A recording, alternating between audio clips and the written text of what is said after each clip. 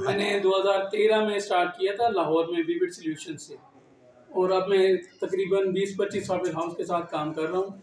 Content writer हूँ मैं basically, तो अब as a senior content writer मैं जॉब भी कर रहा हूँ काफ़ी सारे फोरम्स के साथ, और इसके अलावा मैं फ्रीलांस वो मुख्तलिफ ग्रुप्स के साथ भी काम कर रहा हूँ।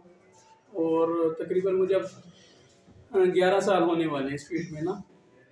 तो मैं ये चाह रहा था कि क्योंकि मैंने देखा जब कंटेंट राइटर है वो रिसर्च करता है, पूरी दुनिया के लोगों के साथ कनेक्ट रहता है। मेरे बहुत सारे फ्रेंड्स हैं पूरी दुनिया में, हम देख रहे हैं कि लोग तो डेवलप हो रहे हैं, लेकिन हमारे यहाँ लोग इतने डेवलप हो नहीं रहे जिस तरह से पूरी दुनिया में एक फास्ट पेस एक कंपटीशन चल रहा है।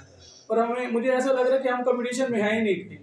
वैसे तो हमें अपने तो ये लग रहा है कि हम सबसे आगे, सबसे शार्प है, तेज हैं पाकिस्तानी, तो हर चीज़ में सबसे आगे हैं, लेकिन एक्चुअली ऐसा कि हम बिल्कुल कंपटीशन में हैं ही नहीं। तो जब तक हम डिजिटल दुनिया में कदम नहीं रखेंगे, और ये चूँकि हमारा होम टाउन है तो हमने यहीं से स्टार्ट लेना था ना। तो ये होम टाउन है, यहाँ से हम स्टार्ट ले रहे हैं, हम डिजिटल दुनिया में एंटर होना चाह रहे हैं, क्योंकि अगर हमने दुनिया का मुकाबला करना है, कंपटीशन में आना है, मुझे ऐसा लगता है कि फिलहाल हम शायद इस कंपटीशन में हैं ही नहीं। हम बस अपने दिल को तसल्ली देते रहते हैं, हम बड़े काबिल हैं, पाकिस्तानी टैलेंटेड हैं, ये वो।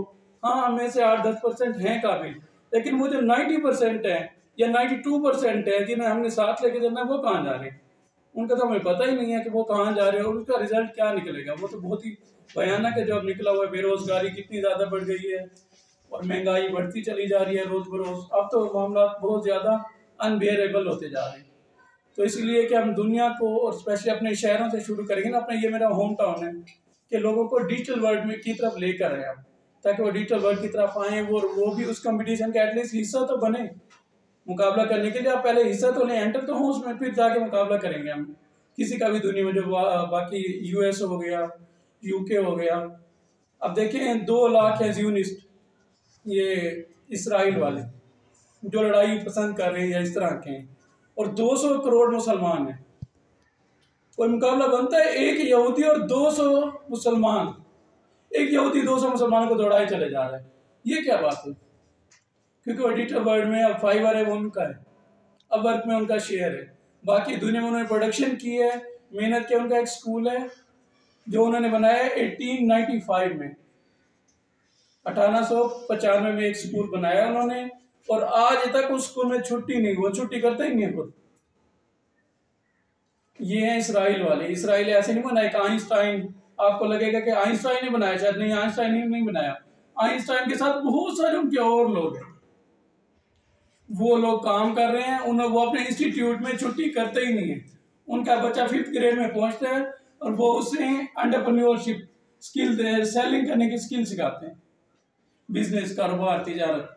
हमारा बच्चा यकीन करे 16 पढ़ लेगा, फिर आप उसे कहें बेटा तिजारत करने को, बिजनेस करेंगे, कहता बाजू मुझसे नहीं होता कुछ नहीं, बस मुझे नाट लगा दें, टाई लगा दें, मैं सूट पहन लूँ, बैंक में जॉब कर लूँगा, उधर जॉब कर लूँगा, बस ठीक है, जो भी है जैसे भी मैं वही कर लूँगा, 20-30 हज़ार मिल जाए।